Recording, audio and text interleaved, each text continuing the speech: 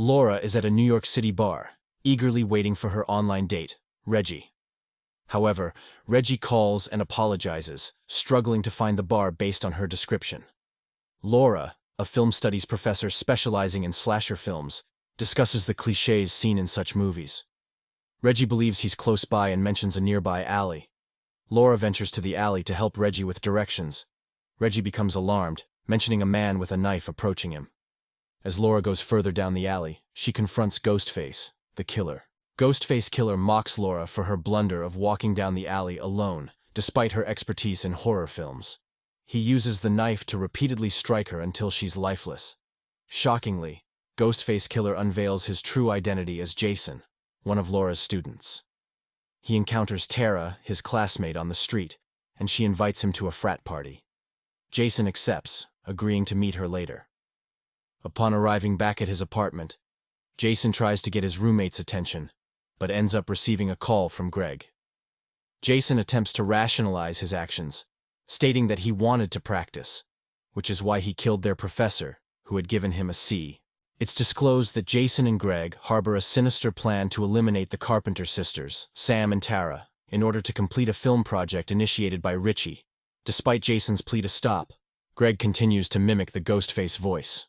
Greg suggests a game wherein Jason must locate his hiding place. In due course, Jason stumbles upon Greg's lifeless body inside a refrigerator. However, before he can react, he falls victim to another Ghostface assailant.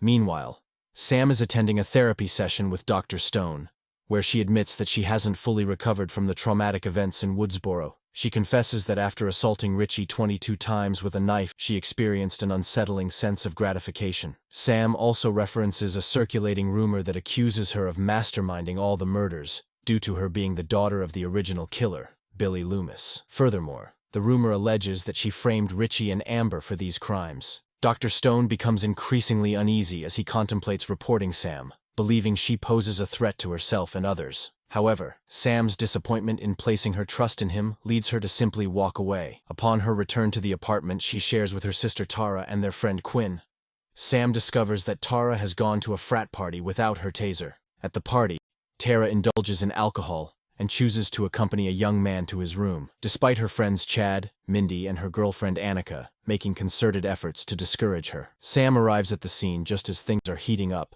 inadvertently uses her taser on the wrong person in the situation. Tara, feeling let down by her sister, opts to exit the room.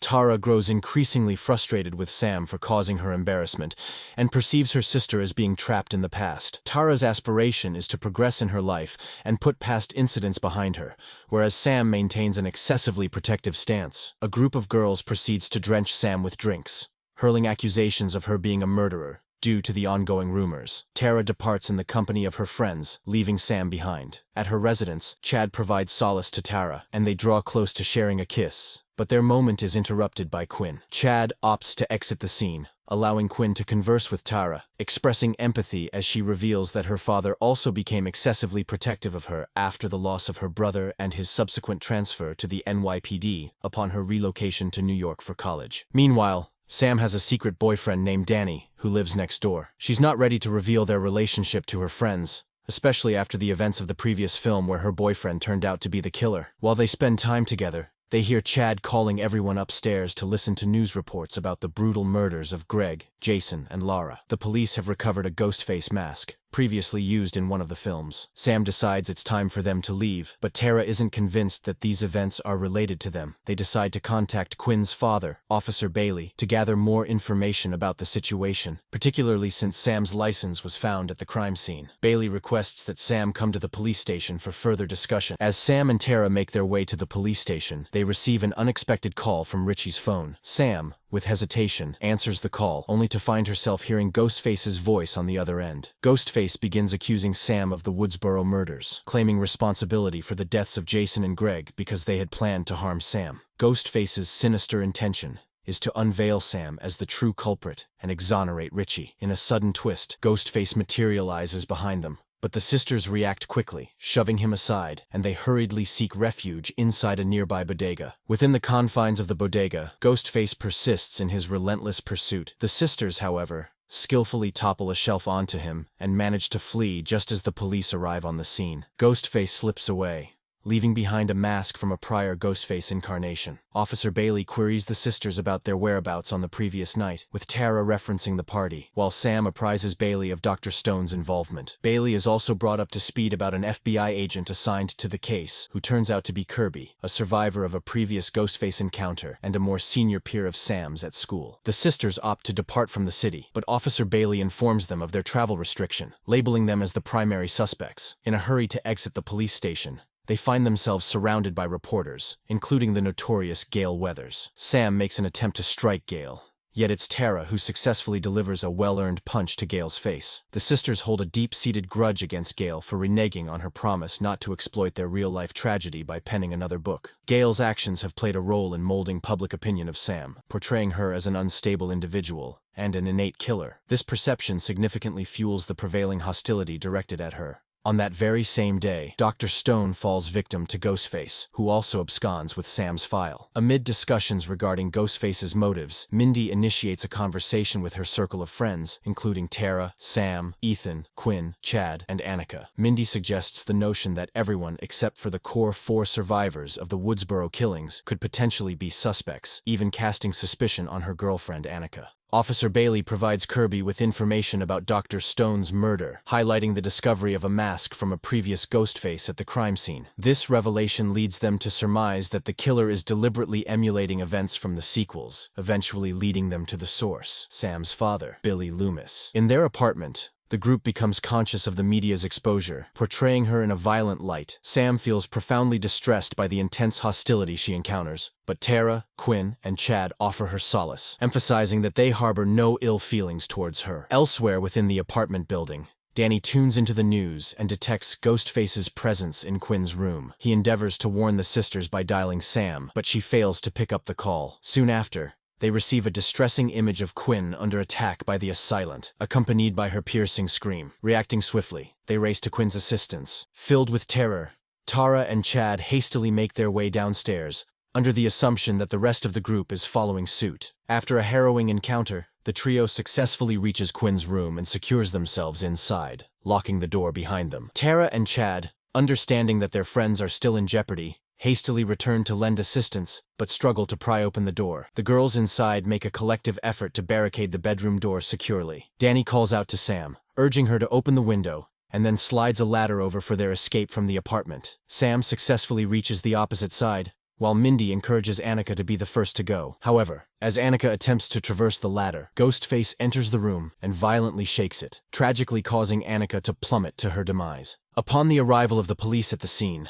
Bailey is overcome with grief at the loss of Quinn, intensifying his resolve to apprehend the Ghostface killer. Ethan makes his appearance, raising doubts in Chad's mind, who starts to suspect him as a potential killer due to his absence earlier. Nevertheless, Ethan quickly dispels these suspicions by providing an alibi, explaining that he was at an economics event. At the same time, Gale, who asserts that she has stumbled upon a significant lead during her investigation, she offers her assistance off the record. Intrigued, the group follows Gale to a concealed hideout where Jason and Greg have amassed various items associated with past Ghostface murders, effectively creating a disturbing museum of serial killers. Their strategy involves waiting for the killer's call and subsequently tracking his whereabouts. The assailant swiftly reaches out, displaying a keen awareness of their strategy and indicating a lead in the game. Kirby successfully traces the call to a different area within the city, causing the group to discern that it originates from Gale's place. In a rush, they commandeer Bailey's vehicle to hurry to her rescue. While at Gale's apartment, she answers a call from Ghostface,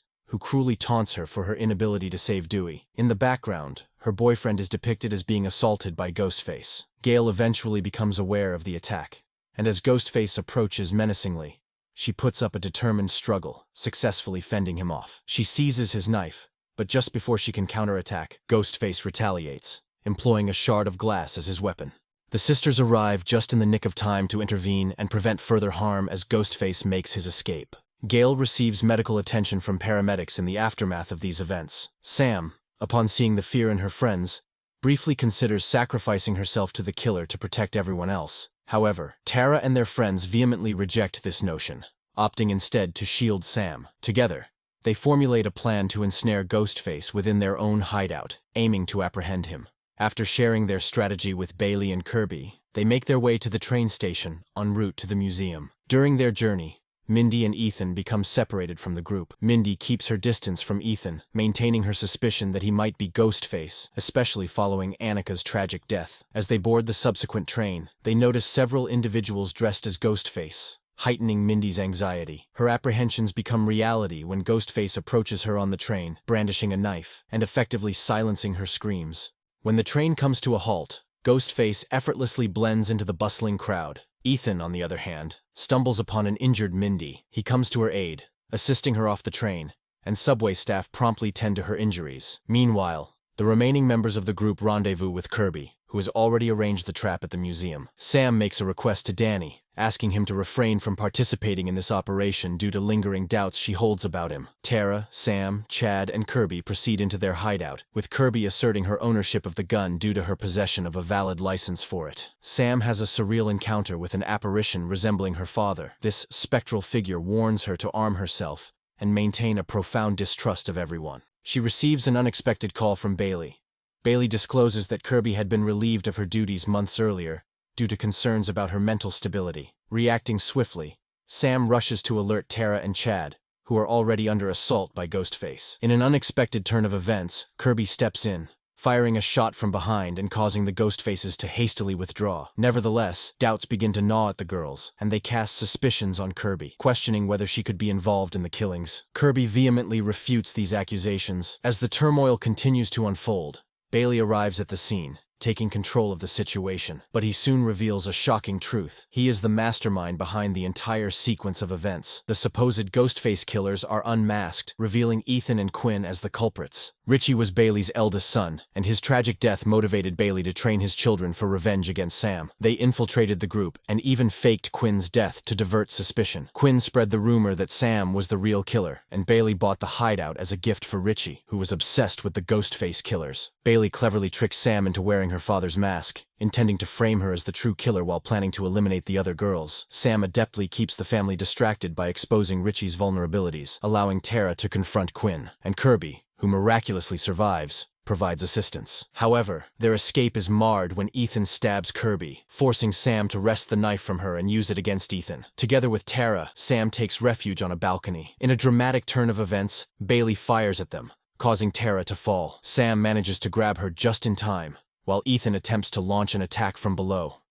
In a desperate struggle, Tara uses the knife she acquired to subdue Ethan, ultimately leading to his demise. As the tension escalates and ammunition depletes, Sam grabs a firearm from the ground, delivering a fatal shot to Quinn's head, while Bailey watches in despair. The confrontation between Sam and Bailey culminates in a deadly showdown, echoing the tragic events from the past. Afterward, Bailey falls alone within the museum's walls. The police soon arrive, and it is revealed that Kirby, Mindy, and even Chad have survived the harrowing ordeal. The film concludes with Sam briefly regarding her father's mask before discarding it in the street. As she receives a call from Tara, the sisters reconcile, bringing the story to a close.